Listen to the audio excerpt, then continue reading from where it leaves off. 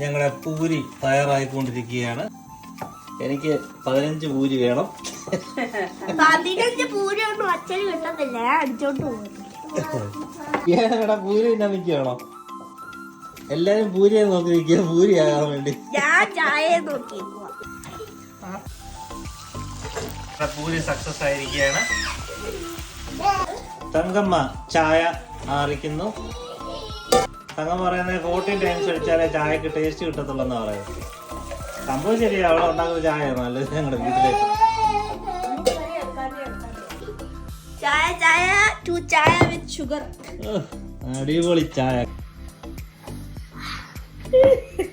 ചായയുടെ പത വരട്ടെ, പത. ചായപ്പത. ഐസ്ക്രീം കഴിക്കുന്ന പോലെ.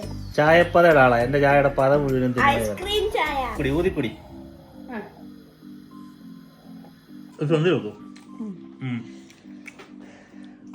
തങ്കു, ഞാനുണ്ടല്ലോ സ്കൂളിൽ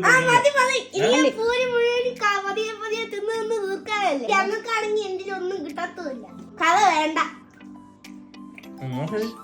പതിയെ പിടിച്ചാ മതി. അയ്യടാ, പൂജ തട്ടിയെടുക്കാനുള്ള പുതിയ ഐഡിയ കൊണ്ടുവന്നതാ.